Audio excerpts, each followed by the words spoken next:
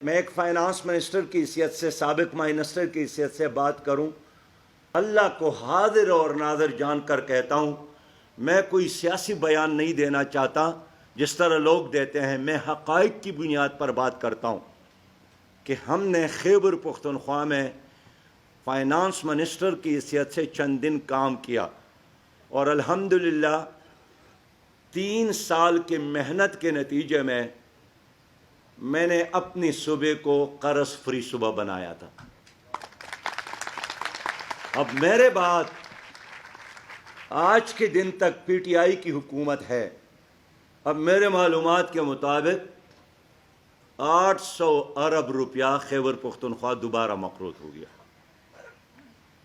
اور ہر کوئی کہتا ہے کہ اس وقت دیکھا جائے گا جب حشر کا دن آئے گا۔ میں نے صرف آج کا دن چلانا ہے، مستقبل جو بھی ہے وہ جانے اور وہ لوگ جانے، لیکن ہم نے اپنی صوبے کو قرض فری صوبہ بنایا تھا۔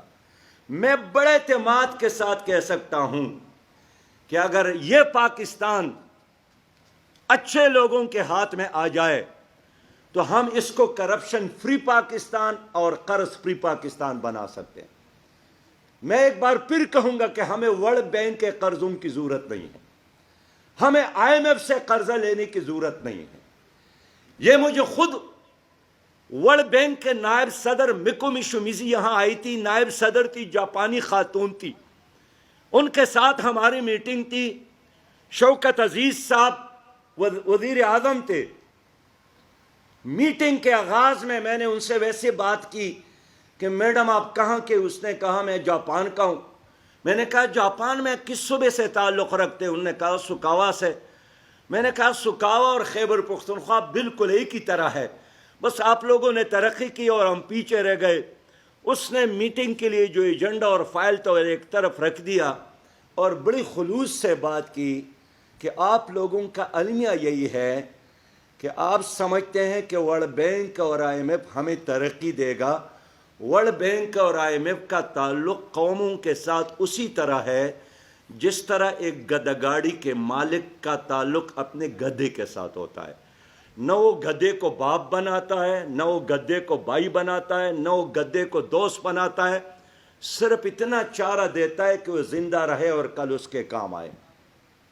یہ ورلڈ بینک کی نائب صدر تھی، اور پھر اس نے کہا کہ تمہارا مسئلہ یہی ہے کہ تمہارے حکمران عرش پر رہتے ہیں اور تمہاری رعایا زمین پر، اتنے فاصلے آپ لوگوں نے بنائے ہیں۔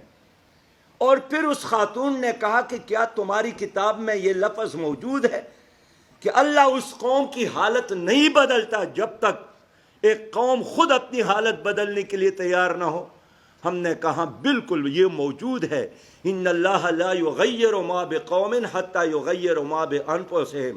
اللہ تعالیٰ کسی قوم کی حالت کو نہیں بدلتا جب تک وہ خود اپنی حالت کو تبدیل نہ کرے۔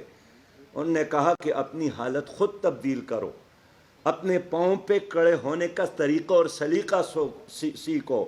قرضوں پر کوئی قوم ترقی نہیں کرتی، لیکن ہمارے ملک میں یہی ہوا۔ 2018 میں پی ٹی آئی کی حکومت قائم ہو گئی، اسد عمر صاحب وزیر خزانہ بنے۔ پہلا وزٹ اس نے آئی ایم ایف کا کیا۔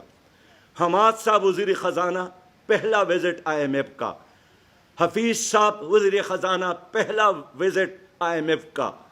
شوکت ترین صاحب وزیر خزانہ، پہلا وزٹ آئی ایم ایف کا۔